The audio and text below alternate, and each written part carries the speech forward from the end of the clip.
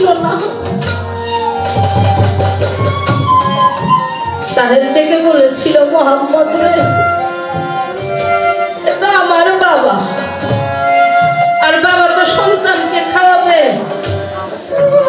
ঘাম মুছাবে, আদর করবে, তুমি তোমার বাবার কাছে চলে যাও। আবার নবীজি বাবাকে কখনো দেখে নাই, অজরে কাঁদতে কাঁদতে দৌড়িয়ে মা মা বলে ডাকতে ডাকতে ঘরের দিকে ফিরে মা জননী ঘর থেকে বাহিরে আসছে। ও বাবা, তোমারে কেউ মারছে, আঘাত করছে, বকা দিচ্ছে, গালি দিচ্ছে? আবার নবীজি কেঁদে বলেছিল, মা আজকে যে আঘাতটা আমি পেয়েছি, এই আঘাতটা এমন একটা আঘাত যে আঘাতের আগুনে যে পুড়ে সেই বুঝে। ও মা, জগতে সবার বাবা আছে, আমার বাবাটা কই? সবাই বাবা বাবা বলে ডাকে, আমি তো একটিবার বাবা বাবা বলে ডাকতে পারি না। আমারও তো মনে চায় বাবার ভালোবাসা, আমারও তো মনে চায় বাবার একটু বুকে যাইতে, বাবার আদর পেতে, ভালোবাসা পেতে, শাসন পেতে। আমার বাবার কাছে আমাকে নিয়ে চলো।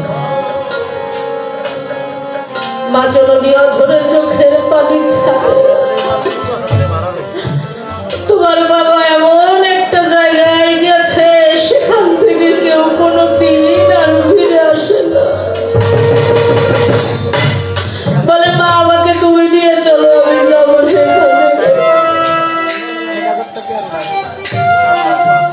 অবশেষে যখন মা আমিনা সেই শ্যাম শহরে পিতা আব্দুল্লাহ যেখানে কবর, সেখানে দিয়ে গেছে। বাবাজান ডাকো, মন ভরে ডাকো।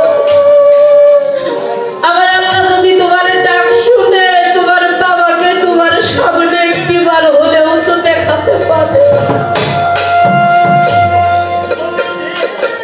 কত ডাকে, দুইটা হাত তুলে কেঁদে কেঁদে মালিককে বলে, মালিক রে, তুই তো অন্তর্যামী, অন্তরের ব্যথা বুঝো। ও মালিক, একটিবারের জন্য আমার বাবাকে আমার সামনে এনে দাও না, আমি একটু মন ভরে বাবা বাবা বলে ডাকি। কোনো সারা শব্দ নাই। আল্লাহ আজরাইলকে হুকুম করলেন, মা আমিনার জানটা কবজ করে নিয়ে গেল। মা জননী মাটির মধ্যে